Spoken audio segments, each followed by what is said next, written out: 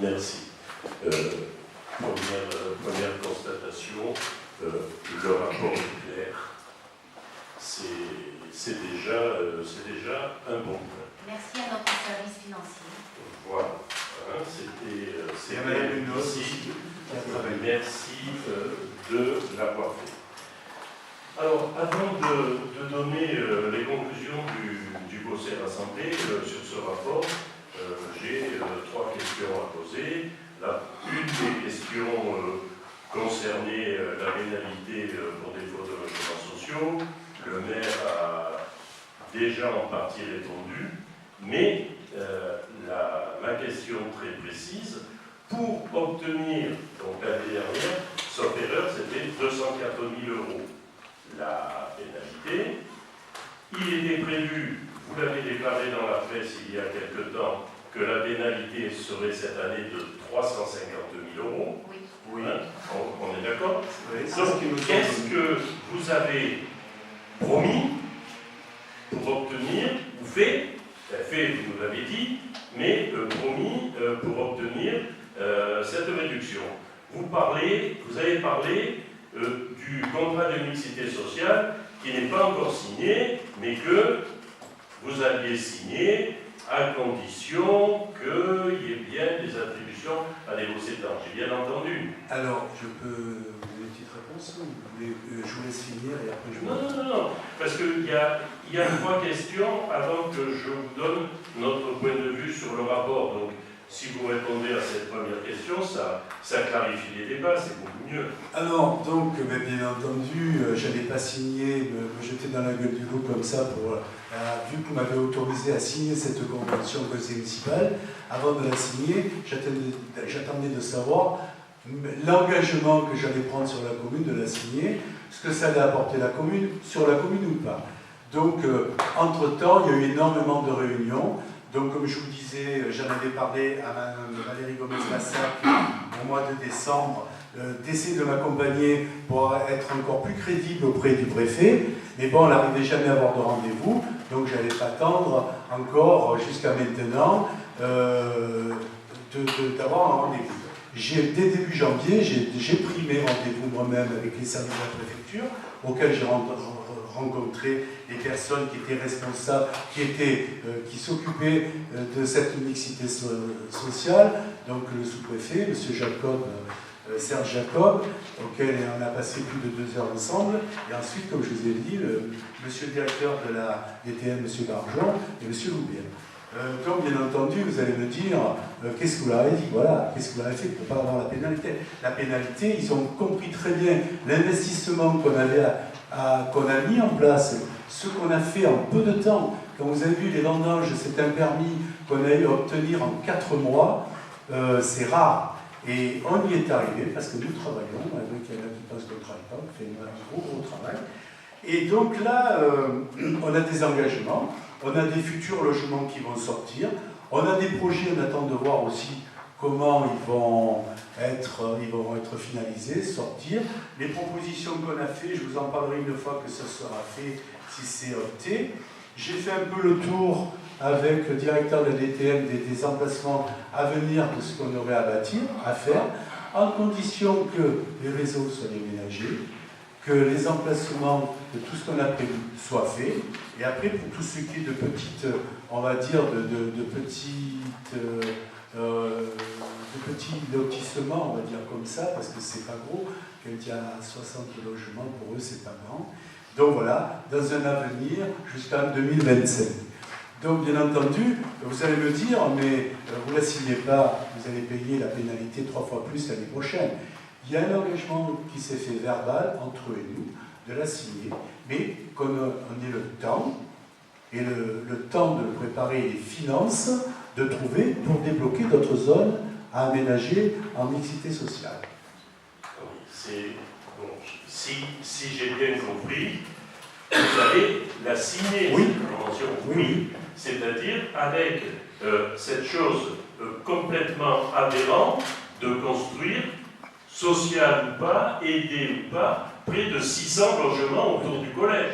C'est bien ça. Monsieur Friedler, vous savez qu'à ce jour, on est en carence de plus de 150 logements, donc vous voyez qu'on m'a levé quand même la pénalité. Et ils savent très bien, les services d'État, que on ne peut pas faire autant de logements en si peu de temps, vu que nous travaillons sur des révisions de PLU et qu'on est obligé de mettre des zones à urbaniser. Donc, la révision de PLU n'est pas encore sortie, la volonté est liée, et comme je vous dis, les choses se font à travers le temps. Je sais qu'on a... Alors, la même question, vous allez me dire, si je n'assignais pas que les services d'État prennent en charge notre PLU et que c'est eux qui le gèrent, ça serait plus catastrophique. Mais jusqu'à maintenant, c'est nous qui le gérons. Donc, je vais vous dire ce que j'ai entendu de dire, oui, d'ici 2025, on dira 900 logements. Non, c'est faux.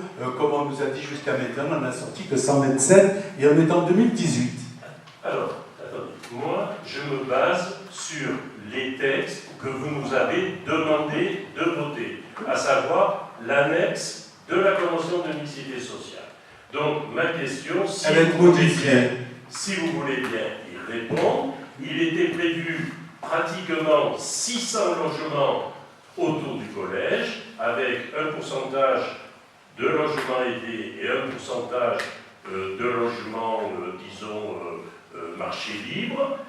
Est-ce que cette convention, avec cette annexe, c'est bien ça que vous vous êtes engagé auprès du préfet à signer? Je ne me suis pas encore engagé vu que je ne l'ai pas signé. Je dois renégocier sur on va dire, sur un volume de logement qui sera autour du collège. Pour le moment, c'est pareil.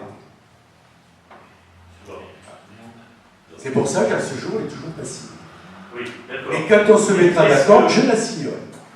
Est-ce que vous envisagez, alors je vais poser la question d'une autre manière pour essayer d'avoir une réponse fiable, est-ce que vous envisagez de renégocier le contenu, non pas de la Convention, mais de l'annexe de la Convention?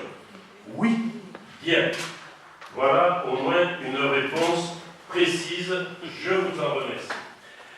J'espère que nous serons associés bien sûr. à la réflexion. Je vous ai dit, je vous associe quand je suis sûr de ce que je vais vous dire. Oui, non, mais d'habitude, vous dites que vous nous associez quand c'est fini. Quand vous êtes sûr que c'est non. tout débuté. Si, vous avez dit, je ne sais pas combien de fois. Mais ce n'est pas tout à fait ma conception, notre conception de la concertation et de la participation. Alors, ma deuxième question, Madame l'adjointe a parlé d'une augmentation des taux de la taxe foncière entre 4,5% et 5%. Vous parlez d'un coefficient. Oui. Oui. Et c'est quoi la différence? Il n'y en a pas. Voilà. Seulement, évidemment, quand on dit de 104,5 à 105, ah ouais, bon, ben c'est bon, mais en fait, c'est une augmentation qui est entre 4,5 et 5%. Passons. 23,76 à 24,87. Oui, mais sur le contribuable, lui, d'ailleurs, j'y reviendrai, il voit, il y a d'ailleurs une colonne dans la vie d'imposition qui donne l'augmentation par rapport à l'année précédente, mais ça, on va y venir. Et on peut parler aussi des taux moyens du département. Oui, oui, ça c'est la tarte à la crème. Hein. Oui, alors, non. Elle compte aussi. Vous avez, et le nombre aussi. sauf erreur de ma part, le budget primitif doit être voté avant le 15 avril. Oui.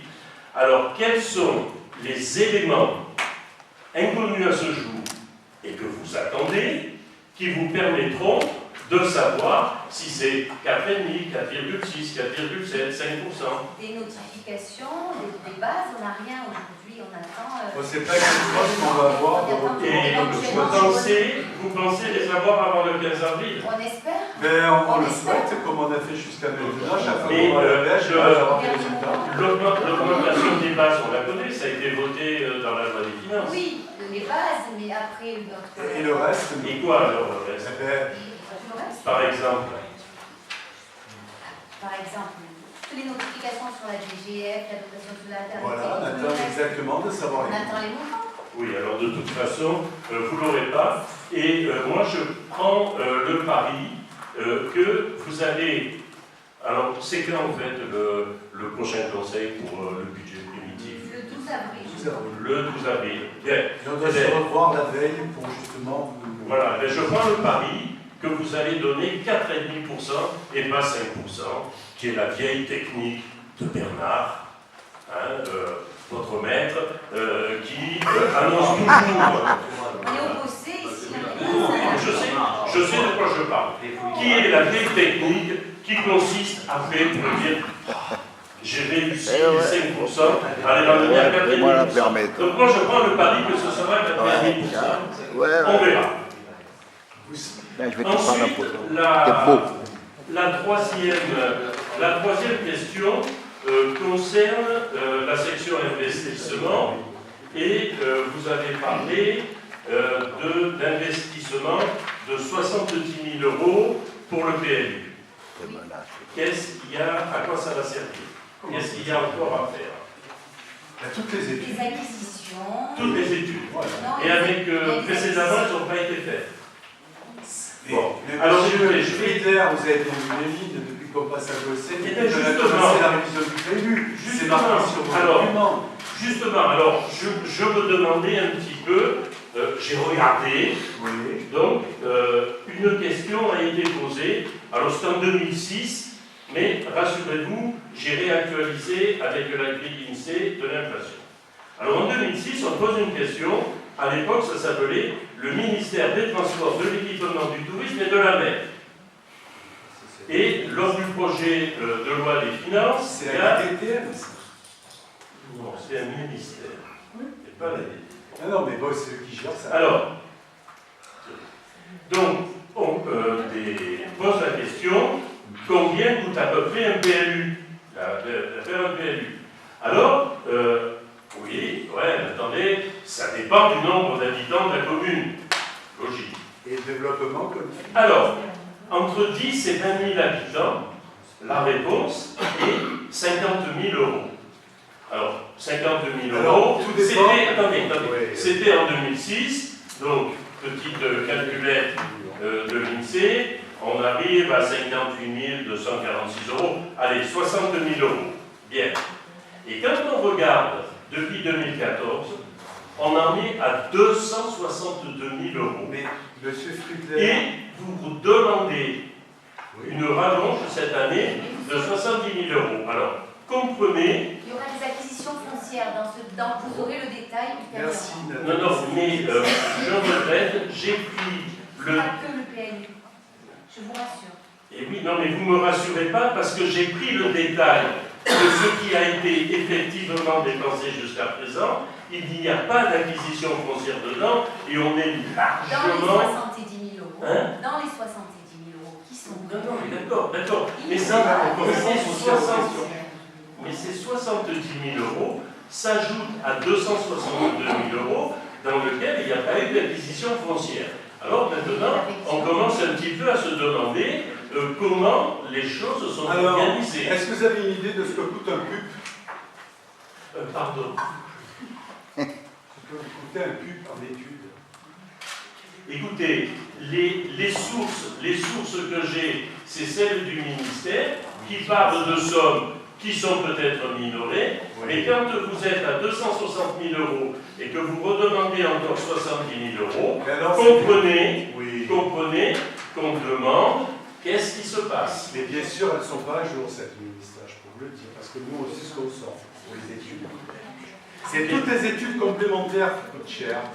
Pour arriver à débloquer des zones, il y a des études qu'on fait, c'est énorme. Sur tout le cheminement, sur tous les aménagements des réseaux, savoir ce qu'il y a dessous, savoir ce qu'on va trouver, et savoir ce qu'il va avoir aménagé. Bien. Enfin, pour le détail des 70 000 € pour vous apporter un peu plus de précision, il y aura 20 000 pour le PLU et 50 000 pour les acquisitions foncières. D'accord. Donc, moi, alors, ce que je vous demande, c'est de bien vouloir me donner le détail complet des factures et des études qui ont été menées depuis 2014.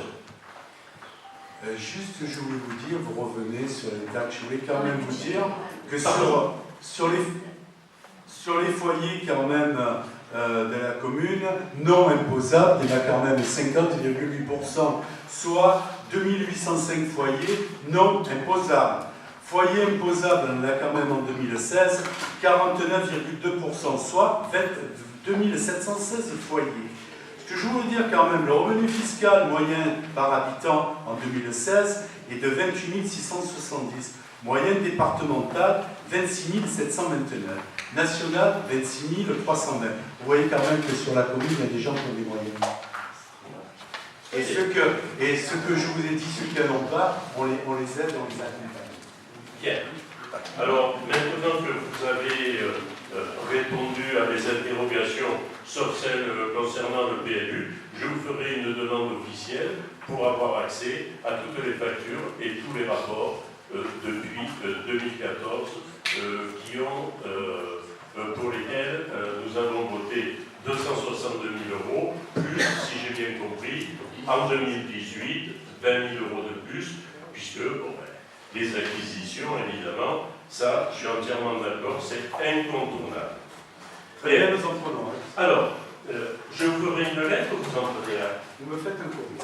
Je vous ferai un courrier très rapidement. Alors, commençons par ce qui est agréable. Je vous félicite. Merci. Alors, je vous félicite tout d'abord pour la présentation des chiffres. Ça, je l'ai déjà fait tout à l'heure. L'an dernier, rappelez-vous, madame, l'an dernier, vous aviez comparé vos projections pour l'année suivante aux prévisionnels de l'année précédente, ce qui n'avait aucun sens. En effet, on ne peut parler d'économie seulement si on dépense moins que l'année précédente. Il me semble que c'est du bon sens. Et la présentation de l'an dernier, contrairement à celle de cette année, était manipulatoire. Vous en avez tenu compte et je trouve cette attitude raisonnable. Nous sommes satisfaits également, continue, de vous voir réduire vos dépenses de fonctionnement. Il faut dire que vous n'aviez guère le choix. Puisque vous aviez établi un triste record en nous présentant un résultat d'exercice négatif de moins 87 000 euros pour l'année 2016. Il vous avait alors fallu puiser la moitié des réserves pour commencer l'exercice suivant. Réserves que vous aviez reconstituées vous-même, mais en augmentant brutalement les impôts, je le rappelle. Alors maintenant, si on regarde, maintenant que je vous ai complimenté, oui, mais bon, il y a toujours un petit... j'y peux rien, si les choses étaient autrement, j'en serais satisfait. Alors, page 6 et 7 du rapport. Page 6 et 7 du rapport. Il y a deux tableaux. Alors, le premier tableau, page 6, il donne l'évolution des dotations de la commune depuis 2014. C'est logique, votre premier budget c'est 2014, vous retracez depuis le début. La perte des dotations de 2014. Oui, mais elles sont signalées là. Oui, c'est ça. 434 000 euros. Donc, vous l'avez bien fait. Et il faut ce que je veux dire, toujours assurer le même. Vous avez un magnifique tableau. Oui, non, mais justement, donc je remarque que c'est bien fait depuis 2014, depuis le début. Alors, au passage, la baisse cette année, il y a une baisse, mais elle est de 57 000 euros. 56 000. Oui, enfin, j'ai envoyé. 57 000, c'est ça. Ça fait à peu près 0,4% du budget, mais après, il faut les trouver. Globalement, moins 5% quand même. Hein? 5%? Oui, globalement. Regardez le Ah oui, d'accord, il faut le dire aussi. Mais il y a 57 000 euros à trouver. C'est ça. Alors, par contre, page 7 maintenant. Curieusement, le tableau suivant qui décrit votre fiscalité, et non plus ce que fait l'État, parce que toujours c'est la faute à l'État. Ici, ce qu'on fait, je regarde, et stupéfaction, le tableau ne commence pas à 2014, il commence à 2015. Je me suis dit, mince, je vais leur dire, ils ont oublié une colonne. Et puis après, je me suis dit, vu la qualité de vos services, ils n'ont pas oublié la colonne. Alors je regarde à quoi vous pouvez bien correspondre à ces deux colonnes. Et si on rajoute la colonne 2014, on se rappelle que vous avez augmenté la taxe d'habitation de 6,5% et la taxe